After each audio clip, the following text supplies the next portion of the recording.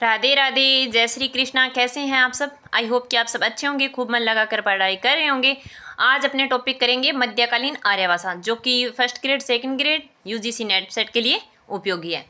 तो मध्यकालीन आर्य भाषा को प्रथम अवस्था में क्या कहा जाता था? पाली, जो कहाँ से कहाँ तक है? 500 ईस्वी पूर्व से 1 ईस्वी पूर्व तक है। अन्य नाम अभिलेख, शिलालेखी। उत्पत्ति कहाँ से हुई है पाली की? पाली शब्द की उत्पत्ति प्राकृत से पहले पाइल से हुई थी, पाइल से पल्ली, पल्ली से पाली। इसको ग्रामीण भाषा भी कहा जाता है।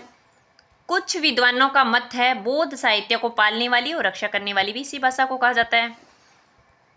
बौद्ध धर्म के तीनों पिटकों को, त्रिपिटकों को, सूत पिटक, विनय पिटक, अभिधम पिटक, इसी में रचना हुई है पाली।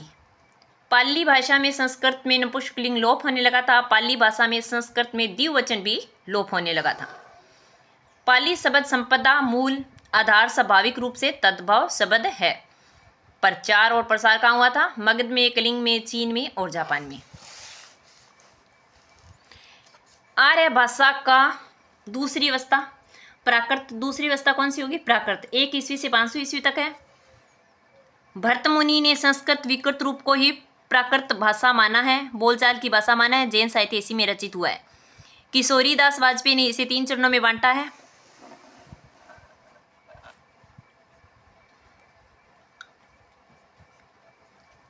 प्रथम प्राकृत जन भाषा, द्वितीय प्राकृत सरलीकृत प्राकृत भाषा, तृतीय प्राकृत में प्राकृत के बाद भाषा अपभ्रंश को तृतीय प्राकृत भाषा कहा जाता है। आचार्य राजशेखर ने प्राकृत भाषा को मीठी और संस्कृत को कठोर कहा है।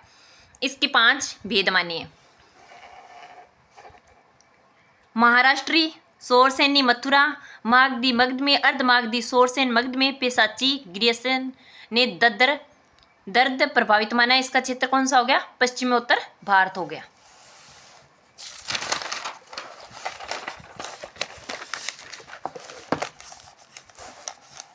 अपभ्रंश का भाषा का तीसरी अवस्था कौन सी है? 500 ईस्वी से 1000 ईस्वी तक है। ये तीसरी अवस्था है। तीसरी अवस्था प्राकृत। तृतीय प्राकृत शाब्दिक अर्थ हुआ इसका गिरा हुआ। अन्य नाम अवहट, अवहंस, देसी भाषा, ग्रामीण भाषा। आचार्य शुक्ल इसे प्राकृत भाषा कहा है।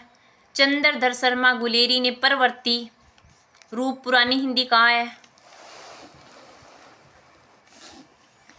राहुल सांकृत्य ने परवर्ती अपभ्रंश हिंदी कहकर पुकारा है। किशोरी दास वाजपेयी ने अन्य की भाषा कहकर पुकारा है।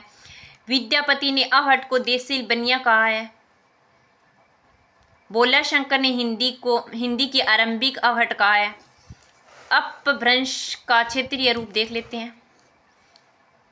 महाराष्ट्री अपभ्रंश मराठी, शोरसेनी पश्चिमी हिंदी राजस्थानी, मागधी में बिहार उड़ीसा बांग्ला, अर्ध मागधी में पूर्वी हिंदी, केके में पेशाची में लहदा पंजाबी, खस और पहाड़ी, दर्द में कश्मीरी, डोगरी, संथाली, ब्राचड़ में सिंधी।